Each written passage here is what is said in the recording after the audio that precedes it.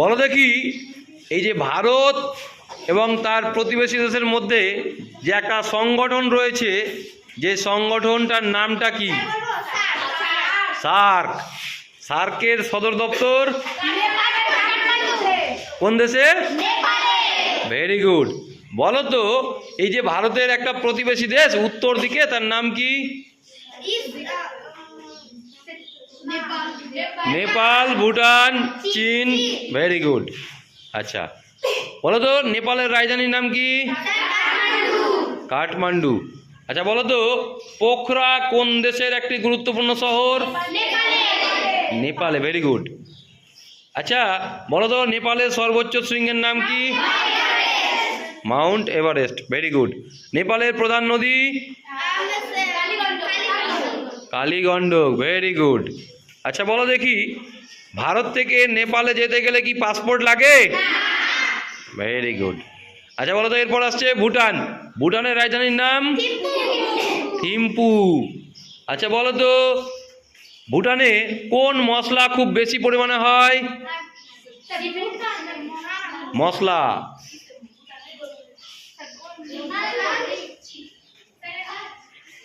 এলাচ। Very good. এলাচ। ভুটানে এলাচ খুব প্রচুর পরিমাণে হয়, ঠিক আছে। এছাড়া বিভিন্ন মশলা হয়, এবং আরেকটা ফল খুব বেশি হয় ভুটানে, কমলা লেবু, স্কোয়াশ, এগুলো। হ্যাঁ, বিশেষ করে কমলা লেবু ভুটান থেকে প্রচুর ভারতে আসে, ঠিক আছে। আচ্ছা বলো তো, ভুটানের প্রধান নদী? মানস। Very good. এবার আমরা যদি যাই, ভুটানের সর্বোচ্চ শৃঙ্গের নাম? কুলা কাংড়ি। Very good. আচ্ছা বলো দেখি, নেপালে এভারেস্টের কি নাম? মাউন্ট এভারেস্ট তো আমরা বলি, কিন্তু নেপালিরা কি বলে?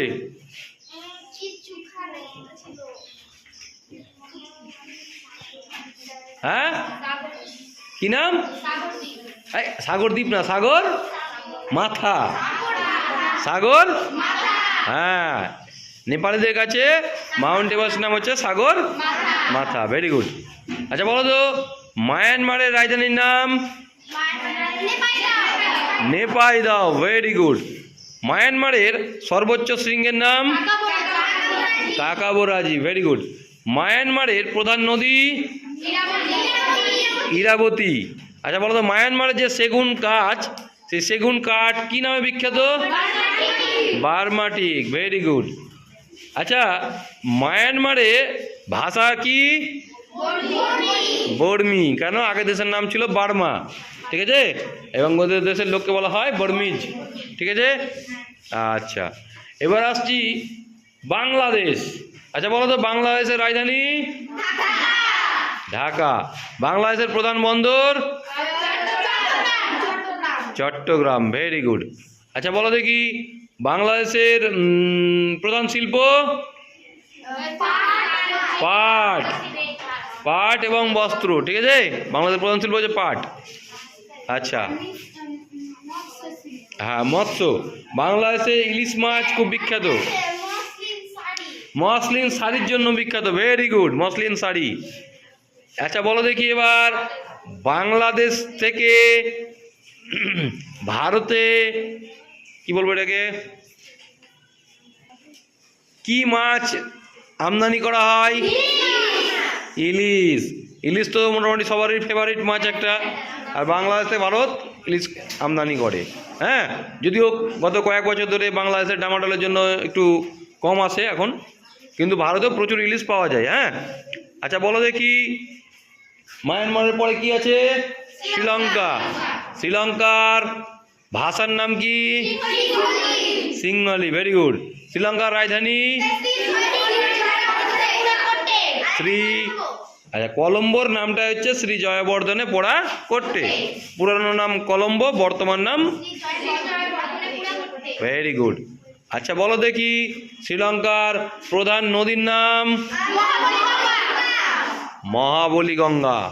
বলো তো, শ্রীলঙ্কার সর্বোচ্চ শৃঙ্গের নাম? Very good. শ্রীলঙ্কার প্রধান অর্থনৈতিক ফসল? চা এবং নারকেল। Very good. শ্রীলঙ্কা কি মণির জন্য বিখ্যাত? পদ্মরাগমণি। শ্রীলঙ্কাকে কোন মশলার দ্বীপ বলা হয়? দারুচিনি মশলার দ্বীপ বলা হয়। Very good. আচ্ছা, শ্রীলঙ্কা গেল, এবার কি পাকিস্তান।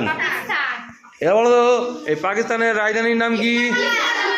ইসলামাবাদ। Very good. আচ্ছা বলো তো পাকিস্তানের প্রধান শহর বন্দর? হ্যাঁ, তার মধ্যে প্রধান বন্দর হচ্ছে করাচি, বাকিগুলো শহর লাহোর, পেশোয়ার এগুলো। হ্যাঁ, ওকে।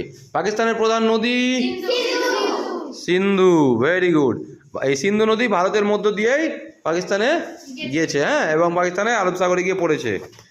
আচ্ছা, এবার বাকি যে কয়েকটা দেশ সম্পর্কে আমরা একটু পড়ি না, সেটা হচ্ছে চীন।